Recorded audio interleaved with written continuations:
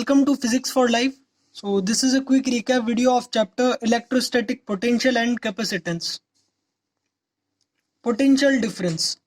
The potential difference between 2 points is defined as the amount of work done in bringing a unit positive charge from one point to another against the electrostatic forces.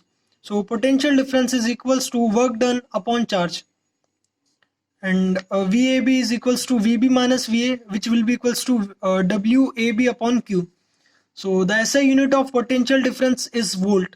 The potential difference between 2 points is an electric field is said to be 1 volt if 1 joule of work has to be done in moving a positive charge of 1 coulomb from one point to another against the electrostatic force. So 1 volt will be equals to 1 joule per coulomb, and which will be equals to 1 Newton meter per coulomb.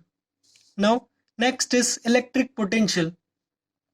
It is defined as the amount of work done in bringing a unit positive charge from infinity to the observation point against the electrostatic forces. So electric potential is equals to work done upon charge, V will be equals to W upon Q. Now electric potential is a scalar quantity. So the SI unit of electric potential is volt. The electric potential at a point is an electric field is said to be 1 volt if 1 joule of work has to be done in moving a positive charge of 1 coulomb from infinity to that point against the electrostatic forces. Now next is electric potential due to a point charge. The electric potential of a point charge small q at distance small r from it is given by V will be equals to 1 upon 4 pi epsilon naught q upon r square. This is r square. So from this we can say V is inversely proportional to r square and it is spherically symmetric. Now next is electric potential due to a dipole. Electric potential at a point having position vector r due to a dipole of moment p at the origin is given by V will be equals to 1 upon 4 pi epsilon naught p vector dot r vector upon r cube, and this will be equals to 1 upon 4 pi epsilon naught p cos theta upon r square. And at points on the axial line of the dipoles where theta is equals to 0 or 180, V will be equals to plus minus 1 upon 4 pi epsilon naught p upon r square.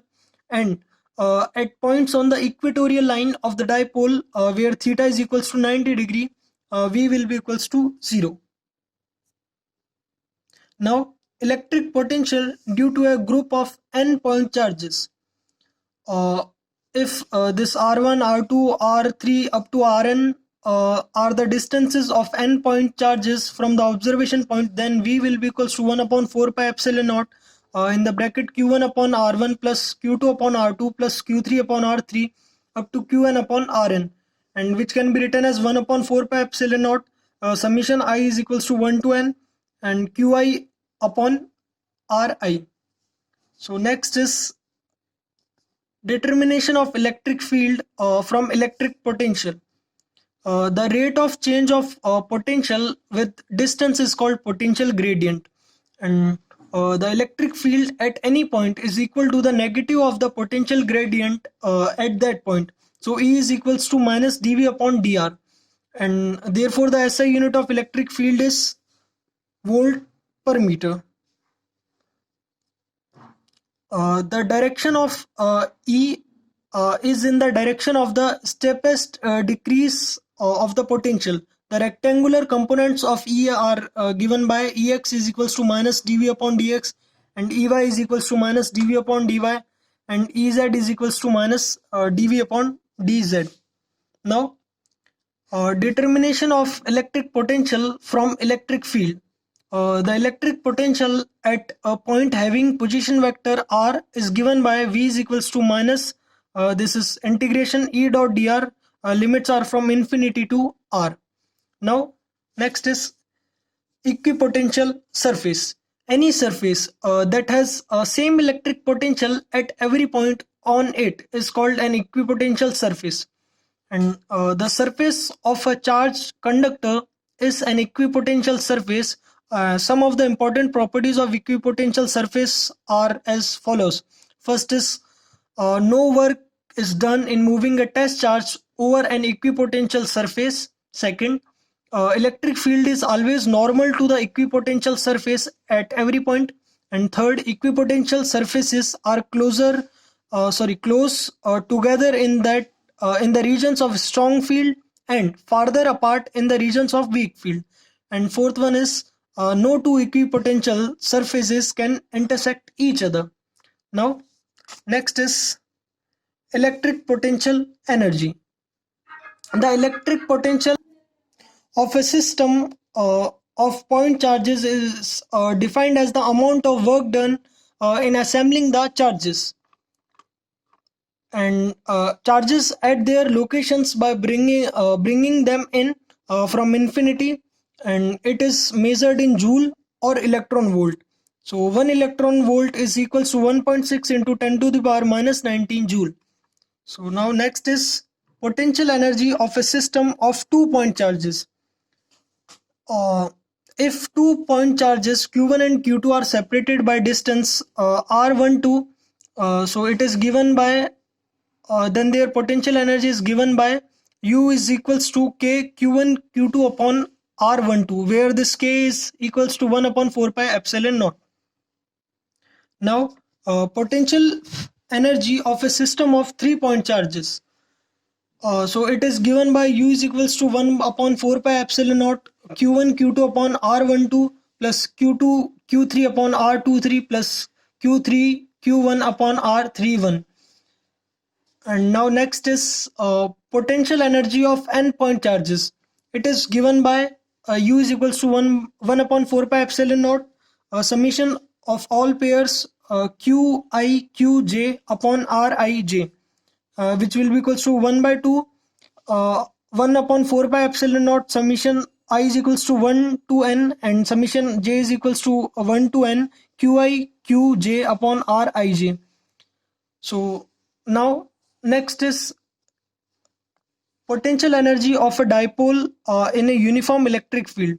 It is equal to the amount of work done in turning the dipole from orientation theta 1 to theta 2 in the field E. So U is equals to minus PE and the bracket cos theta 2 minus cos theta 1. If initially the dipole is perpendicular to the field, theta 1 is equals to 90 degree and theta 2 is equals to theta, say, then the potential energy U is equals to minus PE cos theta, which will be equals to minus P vector dot E vector. Now there are three cases when theta is equals to 0 degree, then U will be equals to minus P. The potential energy of the dipole is minimum. The dipole is in stable equilibrium, and when theta is equals to 90 degree, U will be equals to 0, and when theta is equals to 180 degree, U will be equals to plus PE. The potential energy of the dipole moment of the dipole is maximum, and the dipole is in unstable equilibrium. Now next is conductors and insulators. So conductors are the substances which allow large scale physical movement of electric charges through them. When an external electric field is applied, they contain a large number of free electrons. And insulators are the substances which do not allow physical movement of electric charges through them. When an external electric field is applied, they contain a negligibly small number of free charge carriers. Now next is electrostatic properties of a conductor. So when placed in an electrostatic field, a conductor shows the following properties. First is net electrostatic field is zero in the interior of a conductor. Second is just outside the surface of the conductor, electric field is normal to the surface. And third is the net charge in the interior of a conductor is zero, and any excess charges resides on its surface. And fourth one is potential is constant within and on the surface of a conductor. Fifth, electric field at the surface of a charged conductor is proportional to the surface charge density. And sixth one is electric field is zero in the cavity of a hollow charged conductor. Now, next is electrostatic shielding. The phenomenon of making a region free from any electric field is called electrostatic shielding. It is based on the fact that electric field vanishes inside the cavity of a hollow conductor. So, next is capacitance of a conductor. It is the charge required to increase the potential of a conductor by unit amount. So capacitance is equals to charge upon potential, and we can write C is equals to Q upon V. So now next is capacitance of a spherical conductor. So this is given by 4 pi epsilon naught capital R. Now capacitor. It is an arrangement of two conductors separated by an insulating medium that is used to store electric charge and electric energy. Capacitance of a capacitor. The capacitance of a capacitor is the charge required to be supplied to one of its conductors so as to increase the potential difference between two conductors by a unit amount. So C will be equals to Q upon V. Now Farad. It is the SI unit of capacitance. The capacitance of a capacitor is 1 farad if 1 coulomb of charge is transferred from its one plate to another on applying a potential difference of 1 volt across the two plates. So 1 farad will be equals to 1 coulomb upon 1 volt. And you must remember 1 millifarad is equals to 10 to the power minus 3 farad, and 1 microfarad is equals to 10 to the power minus 6 farad, and 1 picofarad is equals to 10 to the power minus 12 farad. Now next is parallel plate capacitor. It consists of two large parallel conducting plates, each of area capital A and separated by a small distance d. Its capacitance is given by C will be equals to epsilon naught A upon D. Now, spherical capacitor. It consists of two concentric spherical conducting shells of inner and outer radii A and B. So C will be equals to 4 pi epsilon naught AB upon B minus A. Now next is cylindrical capacitor. It consists of two coaxial conducting cylinders of inner and outer radii A and B and a common length L. So its capacitance is given by 2 pi epsilon naught 1 upon log base E B by A, which will be equals to 2 pi epsilon naught 1 upon 2.303 log base 10 B by A. Now next is capacitors in series. The equivalent capacitors CS of number of capacitors connected in series is given by 1 upon Cs is equals to 1 by C1 plus 1 by C2 plus 1 by C3 up to 1 by Cn. In a series combination of a capacitor, the charge on each capacitor is same, but the potential difference across any capacitor is inversely proportional to its capacitance. Now next is capacitors in parallel. The equivalent capacitance of a number of capacitors connected in parallel is given by Cp is equals to C1 plus C2 plus C3 up to Cn. And in a parallel combination of capacitors, the potential difference across each capacitor is same, but the charge on each capacitor is proportional to its capacitance. Now, next is energy stored in a capacitor. So the energy stored in a capacitor of capacitance C and charge Q with voltage V is given by U is equals to 1 by 2 CV square, and which is equals to 1 by 2 into Q square upon C, and which will be equals to 1 by 2 QV. Now energy density.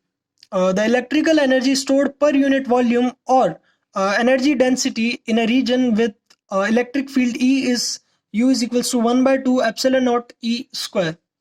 Now, common potential. If a number of conductors of capacitances C1, C2, C3 at potentials V1, V2, V3 having charges Q1, Q2, Q3 respectively are placed in contact, their common potential V is given by V is equals to this is the total charges. This here you can see V is equals to these are the total charges upon total capacitance. So Q1 plus Q2 plus Q3 up to Qn upon C1 plus C2 plus C3 up to Cn, and which can be written as V is equals to C1 V1 plus C2 V2 plus C3 V3 upon C1 plus C2 plus C3. Now, loss of energy on sharing charge.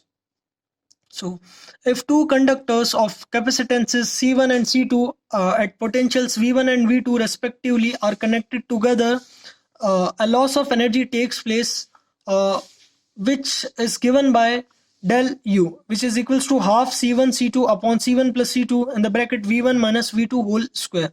Now, next is dielectric. A dielectric is a substance which does not allow the flow of charges through it but permits them to exert electrostatic forces on one another. It is essentially an insulator which can be polarized through small localized displacements of its charges. Now let's understand polar and non-polar dielectrics. The dielectrics made up of polar molecules such as HCl, NH3, H2O, CH3OH, etc. are called polar dielectrics. In a polar molecule, the center of mass of a positive charge does not coincide with the center of mass of negative charges. And the dielectrics made up of non-polar molecules are called non-polar dielectrics. In a non-polar molecule, the center of mass of positive charge coincide with the center of mass of negative charges. For example, H2, O2, CO2, CH4, etc. Now, next is polarization of dielectrics. So, if the medium between the plates of a capacitor is filled with a dielectric, the electric field due to the charged plates induces a net dipole moment in the dielectric, and this effect is called polarization, which induces a field in the opposite direction. The net electric field inside the dielectric end, hence the potential difference between the plates are reduced. Consequently, the capacitance C increases from its value C naught when there is vacuum. So C is equals to K C naught, K times C naught. Now next is dielectric constant. So it is the ratio of capacitance C of the capacitor with the dielectric as the medium to its capacitance C naught when conductors are in vacuum. So K is equals to C by C naught. It is also equal to the ratio of the applied electric field E naught to the reduced electric field E on inserting the dielectric slab between the plates of the capacitor. So K will be equals to E naught upon E, and which will be equals to E naught upon E naught minus E dash. Here this E dash is the field set up due to the polarization of the dielectric in the opposite direction E naught. So next is capacitance of a parallel plate capacitor filled with a dielectric. So its C is equals to K C naught, which will be equals to epsilon naught K A upon D. And now next is capacitance of a parallel plate capacitor with a dielectric slab between its plates. So C will be equals to epsilon naught A upon D minus T in the bracket 1 minus 1 upon K. Next is capacitance of a parallel plate capacitor with conducting slab between its plates. So for T is less than D, C will be equals to epsilon naught A upon D minus T. Now next is capacitance of a spherical capacitor filled with a dielectric. So C will be equals to 4 pi epsilon naught K AB upon B minus A. And next is capacitance of a cylindrical capacitor filled with a dielectric. Its C will be equals to 2 pi epsilon naught KL upon 2.303 log base 10 B by A. And the last topic of this chapter is Venn digraph generator. So it is an electrostatic generator capable of building up high potential differences of order 10 to the power 7 volts. It is based on the principle that when a charged conductor is brought into external contact with a hollow conductor, it transfer whole of its charge to the hollow conductor. Howsoever, the potential of the latter may be also it uses discharging action of sharp points. It is used for accelerating charged particles. Thank you.